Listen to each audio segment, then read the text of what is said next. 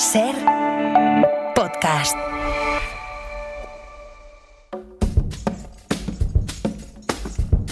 Hoy por Hoy Magazine.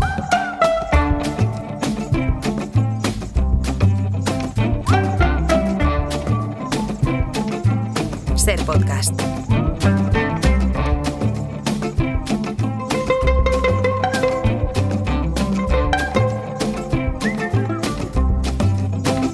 You know you better stop making your apology. Eduardo Barba, buenos días. ¿De qué te ríes?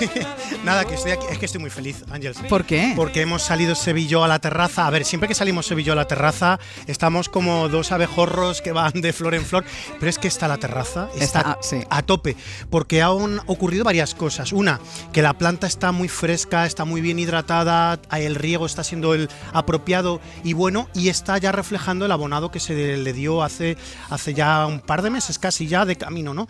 Entonces hay unas azucenas con unas flores enormes. Sí, las hemos el visto. jazmín está a tope. Sí, el nenúfar que nos trajo Tommy Escribano, pues está lleno de hojas.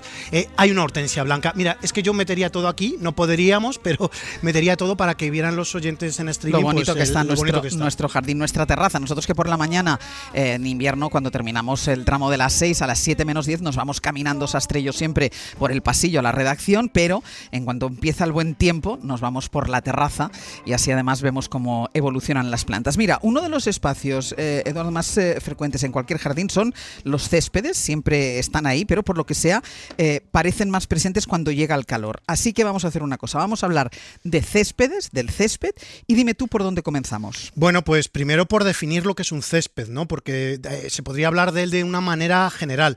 Un césped al final no deja de ser una extensión que puede ser más o menos grande con una pues cubierta de gramíneas.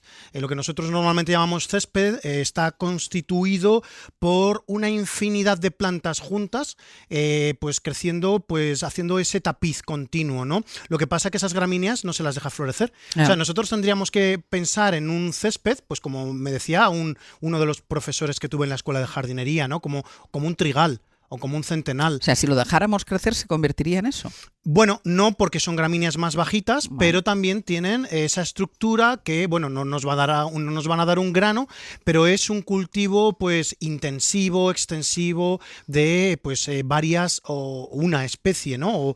O cultivares, ¿no? Entonces, bueno, yo creo que todos lo conocemos bien porque desde chiquititos hemos pisado los céspedes, bien de una manera más ornamental, como pueda ser pues en un jardín histórico quizás, o también en un parque, ¿por qué no? O ya con un uso recreativo ligado al deporte, ¿no? Sí, a ti, por ejemplo, que no te gusta el fútbol, no sé si te has dado cuenta que en los estadios pues hay una zona que eso es una pradera hecha con pues muy pocas plantas en cuanto a especies y cultivares, pero con una extensión enorme, ¿no? Esos campos de césped de los fútbol. Y eso sí que están bien o cuidados. del golf, que o el del golf ya es ejemplo. una locura absoluta.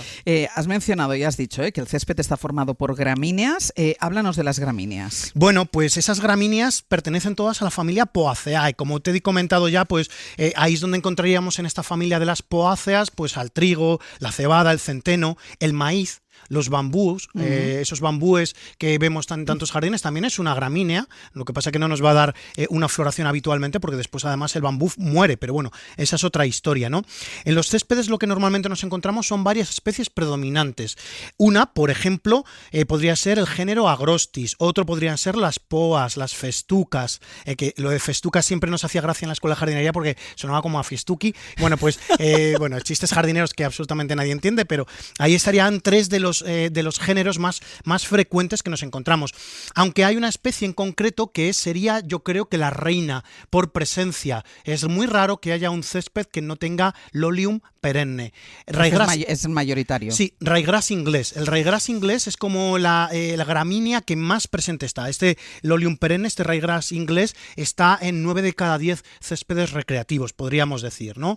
La especie elegida es siempre, tiene que tener unas características claras, pues que crezca muy bien, que que tupa bien, que haya mucha densidad para generar esos tapices, porque lo que nos gusta de un césped es que sea un continuo, ¿no? Que sea esa alfombra perfecta. Bueno, sabemos todos de los ingleses el nivel de cuidado que tienen de los céspedes, pero ahí estaría ese césped de muy diversas formas, ¿no? Lo que tenemos que tener en cuenta es que cuando vemos un césped siempre va a haber especies diferentes. Normalmente hay varias. ¿Para qué? Para que si una se ve afectada por una enfermedad, que no muera todo el césped. Vale. Eso puede ser habitual. Vale. Bueno, Y entonces, hablemos de cómo se mantiene un césped, porque no es lo mismo mantener un césped en Asturias, aunque ya con el cambio climático yo creo que no se va a poder mantener el césped en ningún sitio, pero bueno, no es lo mismo ahora mismo en Asturias que en Almería, por ejemplo. No, para nada, para nada. Por eso hay que tener en cuenta el régimen pues, de lluvias que hay. Como tú muy bien has dicho, no es lo mismo en Asturias por una razón, pues es que en muchos sitios del norte, tanto de España como de Europa, no hay ni siquiera sistema de riego automático. Se riega por lo que difusa, lluvia, claro, porque sabes que todas las semanas hay varias lluvias, incluso como yo he visto pues en zonas de Reino Unido, ¿no? Y con eso es suficiente. Pero allí, ahora fíjate lo que está ocurriendo. Como no hay esa instalación de riego automático, no están esos aspersores o esos difusores para regar esos céspedes, ahora que hay menos lluvias también en esas zonas, están teniendo problemas. Y una de las cosas que yo observé cuando fui la última vez, pues fue que ya están instalando mangueras que iban cambiando con unos aspersores enormes porque ya no llega esa agua del cielo, ¿no? Entonces, pues hay que tener en cuenta que en un Mediterráneo seco, pues habrá que tener un césped pues mucho más resistente a esa falta de agua. Por ejemplo, hay uno de ellos que sería el Cynodon dactylon, con ese nombre tan curioso que parece casi como una rima. Cynodon dactylon es la grama, que yo creo que muchos oyentes la conocen, porque la grama es poco deseable muchas veces en los céspedes. ¿Por qué? Porque tiene un tacto más áspero, porque cuando llega el invierno, en los inviernos más fríos se suele amarronar. Entonces es un césped, entre comillas, de menor calidad estética, aunque a día de hoy hay muchas gramas más finas, más estéticas, más resistentes también al frío y son una muy buena opción para sitios como una Almería que has mencionado. ¿Por qué o qué aporta el césped a un jardín? Bueno, una innegable es la estética, ¿no? Ya creo que nadie habría que decirle que una pradera de césped es bonita. Es verdad, es muy bonita, es muy bella, esa alfombra verde, pues también sobre la que pueden crecer otras plantas. No tiene que ser una extensión verde, solo ese monocultivo del césped, ¿no? Que, bueno, pues también es muy bonito, pero a veces se acompaña de arbustivas, por ejemplo, ¿no? Hay que pensar, por ejemplo, en esos jardines de estilo paisajista, ¿no? Que son esos jardines que imitan a la naturaleza con grandes praderas sobre la que se asientan grandes árboles, ¿no? Muy típico pues de otras zonas de Europa. También en España tenemos jardines paisajistas bellísimos, muy, muy naturales, podríamos decir, y el césped al final actúa como una especie de unificador, ¿no? Porque tú tienes una pradera y sobre la pradera se asientan otras plantas, unifica zonas diferentes, crece al pie de los caminos. Entonces, bueno, pues eso sería innegable, esa cualidad estética. Pero también bajar la temperatura. Tú cuando estás en un césped que está recién regado, por la mañana vas paseando al atardecer. Da un gusto. Exacto, porque el césped evapora mucha cantidad de agua. Evapotranspira realmente, porque tanto hay una evaporación tanto por la propia planta como por el propio terreno. Entonces la temperatura baja drásticamente en sitios que hay pues esas praderas, esos céspedes, ¿no? Y también mencionaría una cosa innegable que es muy interesante en los hospitales, por ejemplo, y en los centros pues, sanitarios, donde los pues, enfermos pueden acceder a esos céspedes, aunque sea visualmente. Ese verde también pues relaja, ¿no? O ya caminar increíble. Bueno. Yo he estado en sitios hospitalarios donde había acceso también a praderas y veías pues cómo los enfermos, ese momento de pisar la pradera, de andar por esos céspedes, pues también es un momento... Eso te reconforta. Muy reconfortante. De todas formas, antes hablábamos, la diferencia de tener césped en Almería o en Asturias. En cualquier caso, yo creo que no se puede o no deberíamos, ¿no?, abusar del césped. Bueno, claro, porque ya no tiene sentido, ¿no? Esto era muy habitual que, bueno, cuando se hacía un plan urbanístico, se jardinaba, se creaban parques municipales, de repente ya lo que se hacía por ya casi defecto era varias hectáreas a veces incluso de terreno se cubrían con praderas. ¿Por qué? Porque es muy sencillo establecer una pradera, es muy sencillo porque haces una gran extensión, haces una siembra o ya lo instalas por tepes, que son esas alfombritas de césped que habréis visto muchas veces, que es más caro, y claro, ya tienes medio parque o medio jardín hecho, ¿no? Pero ya no tiene sentido. Ahora lo que hay que ver es que ya las lluvias ya no van a mantener de una manera tan natural, tan frecuentemente esos céspedes, entonces lo que hay que hacer es pues reducir las extensiones, porque un césped demanda una enorme cantidad de agua. Todos los días hay que regar el césped en los momentos de calor, desde un abril hasta un septiembre o más, un octubre, todos los días, si no una vez, incluso hay veces que hasta 2 veces hay que regar esas praderas, y entonces eso es pues ya un contrasentido, ¿no? Entonces hay que reducirlo, Ángeles, a zonas concretas. Pues mira, vamos a hacer una cosa. Vamos a escuchar a un oyente que ha llamado al teléfono de la consulta, y a la vuelta, después de hablar con ella, hablamos de otras opciones. Si tenemos que decir un poco menos de césped, ¿qué otras opciones tendríamos para tapizar un jardín? Genial. La oyente se llama Elisa, nos llama desde Pozuelo. Elisa, ¿qué tal? Muy buenos días. Hola, buenos días. ¿Qué tal, Elisa? Cuéntanos, ¿qué le quieres consultar a Edu? Pues, a ver, es un problema que tengo y que no sé cómo resolver. A ver. Me regalaron un ginkgo biloba Sí. hace un par de años. Me jubilé y mis compañeros me regalaron un ginkgo biloba. Yo tengo, bueno, no tengo un jardín, tengo un trozo de campo y tengo una valla con hiedra, hiedra que crece y crece y crece. Entonces, cometí el error de plantar el ginkgo biloba, me lo regalaron en un macetón, pero el año pasado lo trasplanté a la tierra y lo puse muy cerca de la valla, en una esquina. Se pierde prácticamente, yo no lo veo, y dentro de poco, cuando el ginkgo crezca más, pues se lo va a comer la hiedra, se van a comer la hiedra al ginkgo y el ginkgo a la hiedra. Lo que quiero saber es si lo trasplanto de nuevo, si lo saco de donde está, para ponerlo en un sitio que esté más libre, que se vea más el árbol y que pueda respirar. A ver. Pues Elisa, ¿a qué distancia está de la valla? Pues está 30 centímetros. Está muy a un palmo arriba, palmo abajo. Vale, era para saber. Está muy pegado a la hiedra. Perfecto, era para saber cuán cerca estaba de esa valla. Mira, no hay ningún problema en que lo trasplantes, pero ¿cuándo lo vas a hacer? En el momento de parada vegetativa de la planta. Las plantas tienen 2 momentos de parada vegetativa. En este caso el ginkgo va a tener una veraniega por altas temperaturas y otra por frío en pleno invierno. La que vamos a elegir es cuando tire la hoja por completo, entre el mes, lo ideal, entre diciembre y enero. Esos 2 meses son muy buenos momentos, diciembre y enero, porque la planta está totalmente en parada. Eso es como, yo siempre lo comparo con mis alumnos, cuando un niño se queda dormido en el sofá, ¿no? Y de repente lo llevas a la cama y no se despierta. Exacto, lo lleva a la madre, el padre, lo lleva a la camita, y el niño se despierta al día siguiente en la cama y ni se entera cómo llegó allí, ¿no? Porque ese es el momento ideal, cuando la planta está en parada vegetativa.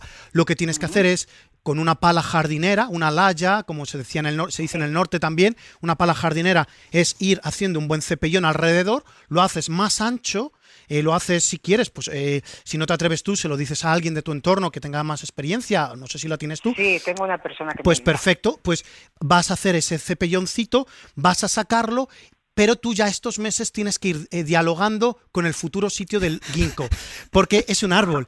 Claro, tú tienes que ir pensando en los próximos meses dónde quieres que ese ginkgo viva. ¿Por qué? Porque es un árbol.